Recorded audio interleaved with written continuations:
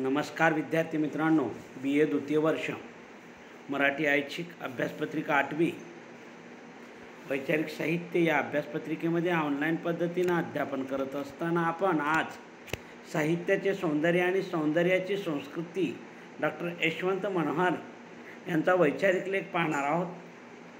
त्यांचा परिचय. डॉक्टर यशवंत मनोहर जन्म 1943, परिवर्तनवादी ज्येष्ठ विचारवंत आहेत. कवी, नामवंत साहित्यिक म्हणून ते सर्वदूर परिचित आहेत.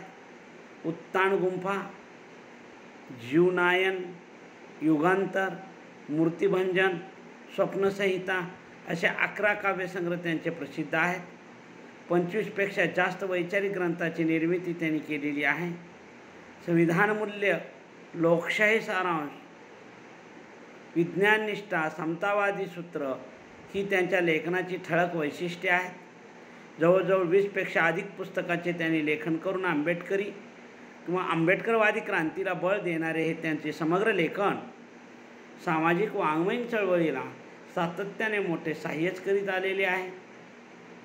एक प्राध्यापक, खूप मोठे वक्ते, दर्जेदार कवी, मोठा विचारवंत आणि चांगला समीक्षक आणि उत्तम कादंबरीकार अशा विविध पैलूंनी त्यांची ओळख जनसामान्यापर्यंत पोहोचलेली आहे.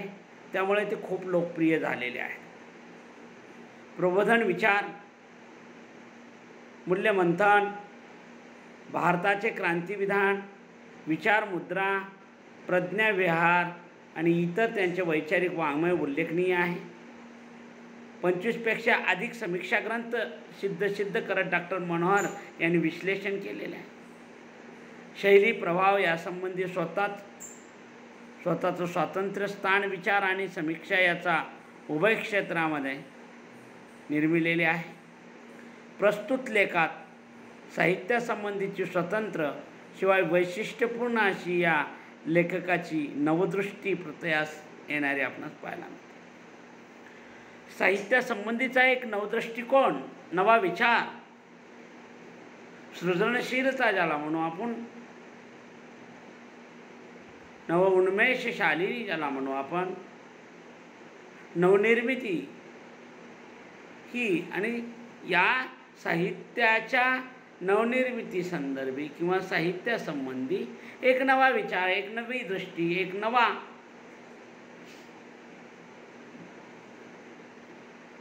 आशयात्मक विचार मांडण्याचा काम डॉक्टर यशवंत मनोहर यांनी या वैचारिक लेखात केलेलं आहे. साहित्य आणि समाज यांचा अन्योन्य असा संबंध आहे. एका नाण्याच्या त्या 2 बाजू आहेत असं म्हणायला काही हरकत नाही. कारण साहित्य समाजामध्ये आणि समाज साहित्यामध्ये गुंतलेला आहे. ते विभक्त होऊ शकत नाही. फुले झाडावरच उगवतात आणि झाडाने कसे असावे यांच्या सूचनासारखी ती असतात. कारण फुले झाडावरच उमलतात. फूल म्हणजे साहित्य, झाड म्हणजे समाज आणि झाडाने कसं असावं याच्या सूचनासारखी ही फुले असतात. समाज म्हणजे माणसाच्या संबंधाची रचना आणि साहित्य म्हणजे या संबंधाचे तटस्थ वर्णन नव्हे, या संबंधावरील भाष्याला साहित्यरूप प्राप्त होते. माणसामधील संबंधाची पुनर्रचना असे या भाष्याचे रूप असते. या भाष्याचे अदृश्य बोट मानवी संबंधाच्या अधिक निरामय रूपाकडे रोखलेले असते. या निरामयतेलाच सौंदर्य असे म्हटले जाते. म्हणजे मानवी संबंधावर भाष्य करणारी मूल्य सौंदर्याची निर्मिती करतात असे म्हणायला हवे. साहित्यिकांच्या मूल्यदृष्टीलाच त्यामुळे आपण जीवनदृष्टी आणि सौंदर्यदृष्टी असे म्हणतो. मानवी संबंधावर भाष्य करणारी जी काही मूल्य सौंदर्याची निर्मिती करत असतात, साहित्यिकाच्या मूल्यदृष्टीलाच त्यामुळे आपण जीवनदृष्टी किंवा सौंदर्यदृष्टी असं म्हणत असतो. साहित्य आणि समाज यांचा संबंध आहे आणि समाज म्हणजे काय, तर माणसांच्या संबंधाची रचना आहे.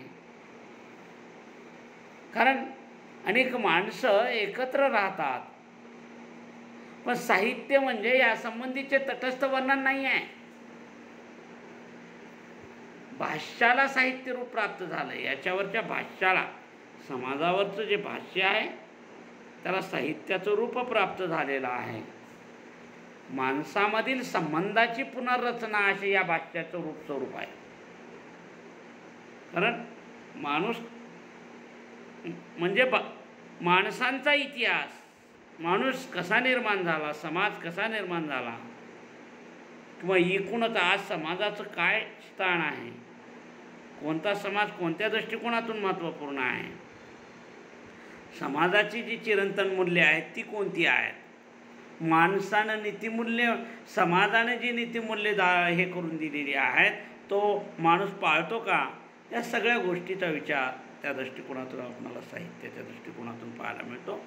साहित्यातून त्या दृष्टीनं विचार ही निरामयता, मानवी संबंधाची अधिक निरामय रूपाकडे रोखलेली जीवनावस्था, आणि ही निरामयतेला सौंदर्य असं म्हटलेलं आहे. साहित्यिकांची भावना, विचार, त्यांच्या जीवनाचे आकलन आणि मूल्यन या सर्वच गोष्टी मूल्याशी निगडीत असतात. साहित्यिकाचा शब्द या मूल्यांचे प्रतिनिधित्व करीत असतो. म्हणजे साहित्यिकांची भावना, विचार, त्यांचे जीवन आकलन आणि त्यांची जी काही मूल्यव्यवस्था आहे या सर्वच गोष्टी मूल्याशी निगडीत असतात. साहित्यिकांनी व्यक्त केलेल्या साहित्यातल्या ज्या काही भावना आहेत, विचार आहेत, दृष्टिकोन आहेत, नीतिमूल्य आहेत, त्या सगळ्याचा विचार मूल्याशी निगडीत असतो. म्हणजे साहित्यिकांचा शब्द मूल्यांचेच प्रतिनिधित्व करत असतो. कारण एके ठिकाणी कवी म्हणतो, या झोपडीत माझ्या, अरे या गरीब असो श्रीमंत असो सगळ्यांनी माझ्या झोपडीमध्ये या. किंवा कणा नावाच्या कवितेमध्ये कवी कुसुमाग्रज असे म्हणतात की तो पावसात भिजत आलेला एक मुलगा, त्याचं घर, नदीला आलेला पूर आणि पुरामध्ये घर वाहून गेले, होतं नव्हतं सगळं गेलं, भिंत पडले, खाण्यापिण्याचं साहित्य गेलं, कपडा लत्ता गेला, जेवढं होतं तेवढं सगळं गेलेलं आहे. आणि तो येऊन त्या सरांना म्हणतो, ओळखलं का सर मला, पावसात आला कोणी, कपडे होते कदमरलेले, केसावरती पाणी. ओळखलं का सर मला असं म्हणतो. भावना कशा पद्धतीची आहे बघा. आणि तो म्हणतो, ओळखलं का सर मला, पावसात आला कोणी, कपडे होते कदमरलेले, केसावरती पाणी, गंगामाई पाहुणी आली गेली घरट्यात राहून, 4 दिवस सासूर वाशीन सारखी राहिली, मोकळ्या हातीत जाईल कशी, बायको मात्र वाचली.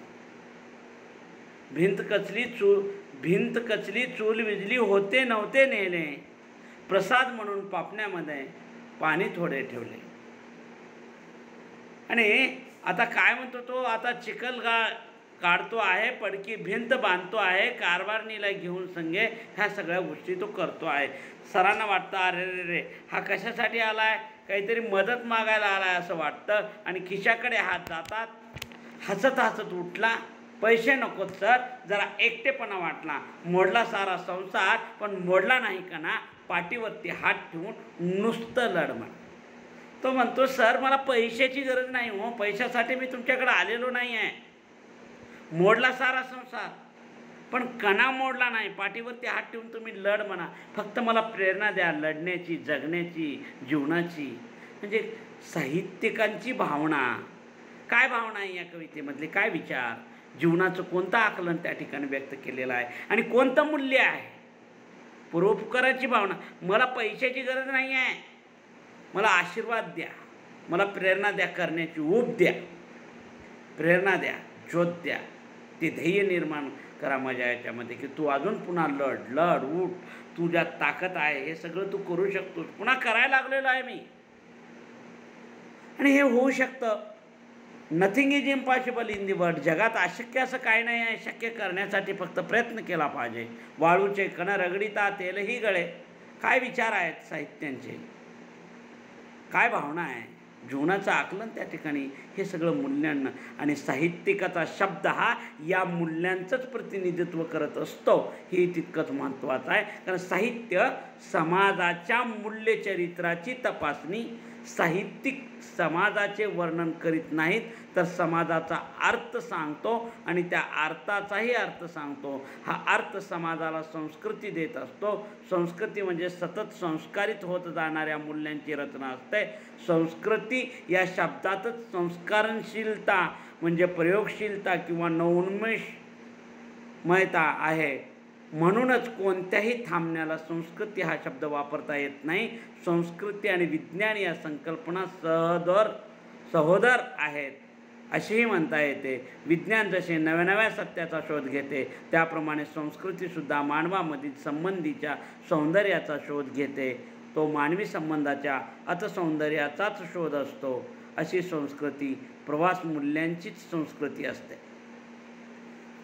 म्हणजे या ठिकाणी खूप मोठा तात्विक विचार, तत्वज्ञानरूपी विचार मांडण्याचा प्रयत्न मनोहर जाधव सरांनी केलेला आहे, लेखकांनी केलेला आहे.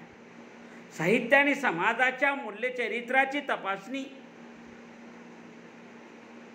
साहित्यिक समाजाचे वर्णन करत नाहीत तर समाजाचा अर्थ सांगत असतात.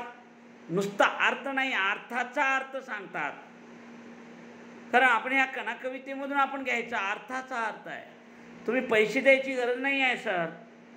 म्हणजे या सगळ्या गोष्टी अर्थाच्या दृष्टिकोनातून आपणाला पाहायला मिळतात आणि या अर्थातूनच समाजाला संस्कृती देत असतो. साहित्यिक हा समाजाला संस्कृतीचं दान करत असतो. मग संस्कृती म्हणजे काय तर संस्कारित होणं, चांगलं होणं, चांगल्या नीतिमूल्याची जपणूक करणं, जे चांगलं या देशात आहे त्याला टिकून ठेवणं, प्राचीन परंपरेपासून ज्या काही चांगल्या गोष्टी चालत आलेल्या आहेत त्याची रुजवणूक करणं आणि आजही आपल्या मनामध्ये माणसाच्या जे काही चांगलं दडलेलं आहे, नवोन्मेषशीलता दडलेली आहे, प्रयोगशीलता दडलेली आहे, संस्करणशीलता दडलेली आहे, ती उकल करणं, शब्दाच्या माध्यमातून उकल करणं हे साहित्यिकाचं काम आहे. त्याला संस्कृती हा शब्द आहे. विज्ञान जसे नवनव्या सत्याचा शोध घेत असतो तसंही संस्कृती मानवी संबंधाच्या आतसौंदर्याचा, आतमध्ये दडल्या गेलेल्या सौंदर्याचा, आत्म्याचा आविष्कार म्हणजे साहित्य असतं आणि त्या आविष्कारामध्ये दडली गेलेली नीतिमूल्य संस्कृतीच्या रूपाने प्रभास मूल्याचीच संस्कृती असते. जगातली संस्कृती आज कशी आहे, आपली संस्कृती कशी आहे, आपली संस्कृती आज जगाला का पटायला लागलेली आहे, या सगळ्या गोष्टीचा जर आपण विचार केला तर या दृष्टिकोनातून संस्कृतीचा शोध आपल्याला घेता येतो. कारण थांबला की संस्कृती बी थांबले. थांबणं म्हणजे संस्कृती नाही आहे, थांबणं म्हणजे विज्ञान नाही. विज्ञान आणि संस्कृती सतत प्रवाहशील असते. कळायला लागले तेव्हापासून मी कुठेही न थांबणाऱ्या, सतत स्वतःची पुनर्रचना करीत राहणाऱ्या प्रवाही आणि प्रवासी संस्कृतीशी नाते जोडलेले आहे. ही संस्कृती भारतीय संस्कृतीच आहे. ती सिंधू संस्कृतीच्या सूर्यखोऱ्यात उगवली. आदिसाख्य, लोकायत, बुद्ध आणि पुढे फुले, शाहू फुले, आंबेडकर किंवा फुले बाबासाहेब यांनी तिला सतत अद्यावत राहण्याची सूत्रे दिली. ही संस्कृती ईवादी, विज्ञानिष्ठ, भगिनीता, बंधुत्ववादी आहे. मानवी हितासाठी सतत संस्कारशीलता आणि सतत पुनर्रचनाशील ही तिची प्रकृती आहे. मानवी संबंधातील विघातकता सतत वजा करीत राहणारी ही संस्कृती मला विश्वसंस्कृती ही पाटली. म्हणजे कळायला लागल्यापासून मी कुठं थांबलो नाही, प्रवास करत राहिलो, प्रवाह करत राहिलो. प्रवासी संस्कृतीचा शोध घेतला, त्याच्याशीच नाते जोडलेलं आहे. आणि आपली भारतीय संस्कृती तशी प्रवाही संस्कृती आहे. सिंधू संस्कृतीच्या सूर्यखोऱ्यापासून आदिसाख्य असेल, लोकायत असेल, बुद्ध असतील, फुले असतील, बाबासाहेब यांनी या संस्कृतीला अद्यावत ठेवण्याचा प्रयत्न केला. चांगल्या पद्धतीनं नीतिमूल्यानं संस्कारित केलं. कारण ही संस्कृती ईवादी आहे, विज्ञानिष्ठ आहे, बंधुत्ववादी आहे, मानवतावादी आहे, मानवाच्या हितासाठी आहे, संस्कारशील आहे, पुनर्रचनाशील आहे, मानवी संबंधातील विघातकता दूर करणारी आहे. आणि हीच संस्कृती विश्वसंस्कृती आहे. जगामध्ये प्रसिद्ध अशा पद्धतीची ती संस्कृती आहे असं मला वाटतं. ही संस्कृतीच सर्व मानवाच्या समान हिताची आहे. समता, स्वातंत्र्य, बंधुता, मानवाच्या समान हिताची संस्कृती आहे. मी माझ्या कवितेमध्ये एका ठिकाणी सांगितलेलं आहे, जातीसाठी माणूस नसतो ना माणसासाठी जात, माणसाने माणूस व्हावे हीच आमची आस. जात नावाच्या कवितेमध्ये मी माझ्या ह्या कडव्यामध्ये जर आपण भाग घेतला, ह्या मानवाच्या समानतेचा अपपर भाव, भेद तिला मान्य नाही. जातीसाठी माणूस नाही आहे आणि माणसासाठी सुद्धा जात नाही. माणसानं माणूस व्हावं, मानवता, समानता, समता, स्वातंत्र्य, बंधुता, मानवतेचं कल्याण करणारी, मानवतेचं हित करणारी, न्याय वागणूक देणारी संस्कृती असणं गरजेचं आहे. आणि तिचाच साकल्याने विचार करायला हवा. कारण स्वतःला संस्कारशील ठेवते संस्कृती. ही भारतीय संस्कृती सर्वात श्रेष्ठ आहे. आणि भारतीय संस्कृती आहे ती धार्मिक संस्कृती नव्हे. तुम्ही भारताला धार्मिक संस्कृती करू नका. तिला देशकाळाच्या सीमा नाही. ही मूल्य मानवी संबंधाच्या सौंदर्य मूल्य आहेत. कुण्या धर्मामध्ये ती गुंतली नाही, कुण्या जातीमध्ये गुंतलेली नाही, कुण्या समाजामध्ये ही संस्कृती गुंतलेली नाही आहे. देशकाळाच्या तर तिला सीमाच नाही. साने गुरुजी एके ठिकाणी म्हणतात, ही जगाला प्रेम अर्पावे. कारण जगाला प्रेम अर्पण्याची ताकद तिच्यामध्ये असली पाहिजे. ती संस्कृती सुंदर असते. सुंदर जीवनाच्या संरचनेची ही सौंदर्य मूल्य आहेत. आणि सुंदर जीवनाची पुनर्रचना, पुनर्प्रस्तावना, पुनर्निर्मिती करणाऱ्या साहित्यकृतीची हीच सौंदर्य मूल्य असतात. म्हणून साहित्याने अशाच पद्धतीनं मानवी संबंधाची सौंदर्य मूल्य चित्रित केली पाहिजेत. आणि एकूणच ही संस्कृती सौंदर्यवान व्हायला पाहिजे. संस्कृतीचे साहित्य जन्माला यावे हा आग्रह मी धरलेला आहे. आणि मूल्य संस्कृत साहित्याची संस्कृती असावी हाही माझा मत आहे. मूल्य सांस्कृतिक साहित्याची संस्कृती असणं खरं गरजेचं आहे. हाच माझा पर्यायी वाङ्मय संस्कृतीचा सिद्धांत होता असं लेखक या ठिकाणी म्हटलेलं आहे. मी पर्यायी वाङ्मय संस्कृतीचं राजकारण उभे करण्यासाठी आजवर झटलो. ही संस्कृती मूल्य आणि साहित्य सौंदर्य यांच्यात अंतर पुसून टाकण्यासाठी मी माझी शक्ती खर्च केली. माझी सौंदर्य संकल्पना समजावून घेण्यासाठी आधी माझी संस्कृती संकल्पना समजावून घेणं आवश्यक आहे. ही संस्कृती संकल्पना आंतरविरोधीविहीन आणि हीच आंतरविरोधीविहीनता मी स्वीकारतो. तर त्या सौंदर्य कल्पनेतच ते सगळं आहे. अर्थानेच मी तो आर्नॉल्ड साहित्यिकांना संस्कृतीचे रखवालदार, कस्टोडियन म्हणतो. या रखवालदाराचा कणा अजिंक्य मात्र असायला. म्हणजे साहित्यिकाची संस्कृती माझा हा नवा सिद्धांत आहे. मी पर्यायानं वाङ्मय संस्कृतीचे राजकारण उभे करण्यासाठी आजवर झटलेलो आहे. कारण वाङ्मय संस्कृतीचं राजकारण झालं पाहिजे, त्याची चर्चा झाली पाहिजे. त्याची नीतिमूल्य, संस्कृती मूल्य, साहित्य सौंदर्य या दोन्हीमधलं अंतर पुसून टाकलं पाहिजे. संस्कृती मूल्यच साहित्य सौंदर्य झाले पाहिजेत. आणि सौंदर्य संकल्पना समजावून घेण्यासाठी आधी माझी संस्कृती संकल्पना समजून घेणं गरजेचं आहे. मी माझ्या संस्कृतीची दिशा काय, समता, मानवतावादी विचाराची दृष्टिकोन व्यक्त करण्याची आहे. आणि ते साहित्यिकाने चित्रित केली पाहिजे. कारण मी तो आर्नॉल्डनं साहित्यिकांना संस्कृतीचे रखवालदार, कस्टोडियन असं म्हटलेलं आहे. कारण संस्कृतीचं रक्षण करणं हेच आपलं कर्तव्य आहे. आणि हा देश संस्कृतीक्षम, संस्कारक्षम बनणं साहित्यिकच बनवू शकतात. या देशामध्ये अनेक भाषा आहेत, अनेक समाज आहेत, अनेक जातीची माणसं आहेत. एकत्र गुणागुणवंतानं राहतात. स्वातंत्र्य, समता, बांधवता, मानवता विचार केला जातो. कुठेतरी धार्मिक भेद आहे, कुठेतरी जातीभेद आहे, तोही संपुष्टात आला पाहिजे. प्रांतभेदही संपुष्टात आला पाहिजे. माणसानं जातीसाठी किंवा जातीनं माणसासाठी जगताच कामा नये. माणसानं माणूस व्हावं हीच आमची संकल्पना आहे. आणि ते साहित्यिक देत असतो. आणि त्यातून संस्कृतीची जडणघडण होत असते. म्हणूनच संस्कृतीचे रखवालदार असं मेत्रो आर्नॉल्ड लेखकाला म्हणत असतो. कस्टोडियन असं म्हटलेलं आहे. रखवालदाराचा कणा अजिंक्य असणं गरजेचं आहे असं जाधव सरांना या ठिकाणी वाटतं. खऱ्या साहित्यिकाची हीच जीवनदृष्टी असते असं त्यांचं म्हणणं आहे. जातकेंद्री वा धर्मकेंद्री माणसाची जीवनदृष्टी नसते. ती पूर्णतः सौंदर्य मूल्य केंद्री जीवनदृष्टी असली पाहिजे. जात किंवा धर्माला महत्त्व न देता सौंदर्य मूल्य, माणूस म्हणून तुम्ही किती महत्त्वाचे आहेत. आणि जगामध्ये माणूस म्हणून तुमचं अस्तित्व काय आहे ते पटवून दिलं पाहिजे. जीवनदृष्टी, जीवनाचे भाष्यरूप आपण मांडलं पाहिजे. मी तो अण्णा म्हणतो, काय म्हणतो, कारण मानवी साहित्य म्हणजे मानवी जीवनाचं भाष्य आहे. Literature is the criticism of life. जीवनावरचं भाष्य म्हणजे साहित्य. मानवी जीवनाचं भाष्य असलं पाहिजे.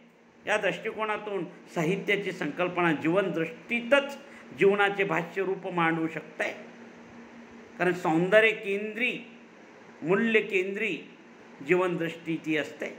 माणसामधील संबंधाची परस्परोपकारकता आणि परस्पर विघातकता मांडणे जीवनभाष्य करणे असते. म्हणजे कोणती माणसाचे दोन्ही बाजू सविस्तरपणे मांडणं आणि आपली संस्कृती कशी टिकून ठेवता येईल, संस्कृतीची मूल्यदृष्टी जीवनभाष्य कशा पद्धतीने व्यक्त करता येईल आणि त्याची पुनर्रचना करून नवी संस्कृती जन्माला आणणं, माणसामधील हितसंबंधाचे मूल्याग्रही चित्रण करणे हे जीवनाचे खरे चित्रण आहे असं मला वाटतं. इथं आपण थांबू. बाकीचा भाग उद्याच्याला पाहू. इथं आपण थांबू. धन्यवाद.